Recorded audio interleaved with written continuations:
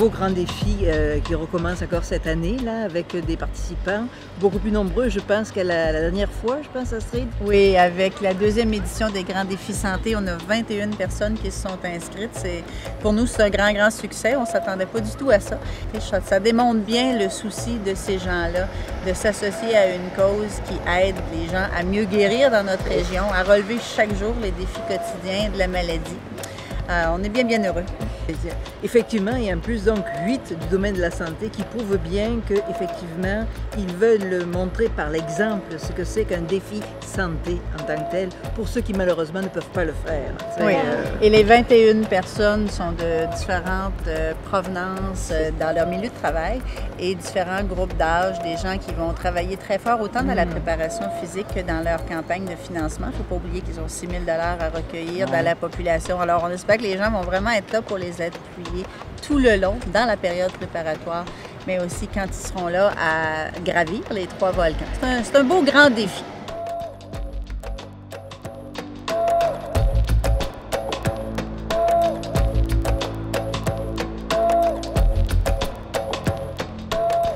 Alors, et je pense, Astrid, qu'avec ce défi santé de cette année, ça va surtout être axé sur le monitoring à travers tout l'hôpital.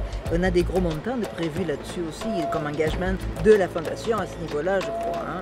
La Fondation s'est engagée à investir 200 000 $ en monitoring et télémétrie. Alors, on pense aller chercher une bonne partie de ces revenus-là par les défis Équateur. Il faut savoir que le monitoring, la télémétrie, ça existe à différents endroits dans l'hôpital et c'est vraiment pour permettre de suivre de très près des patients qui viennent pour différentes raisons, qui sont hospitalisés suite à des chirurgies diverses, entre autres, mais qui ont des problèmes cardiaques, donc qui demandent un suivi très serré. Bonjour, je suis bien content d'être là aujourd'hui pour présenter l'utilité des appareils de monitoring cardiaque et de télémétrie dans l'hôpital.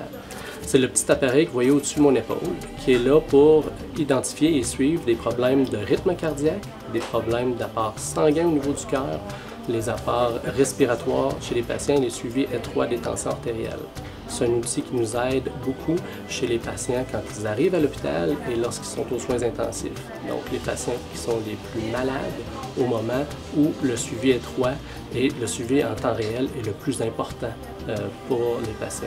Donc ce n'est pas un outil qui est spectaculaire comme une résonance magnétique, mais qui nous aide énormément dans le soin des patients au jour le jour.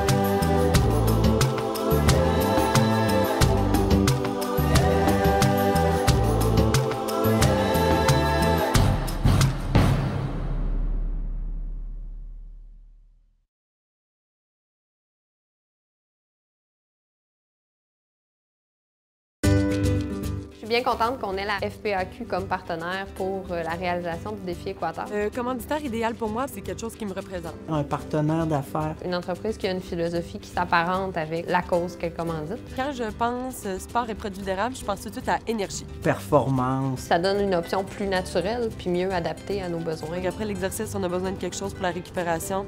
Les produits d'érable peuvent s'intégrer là très facilement.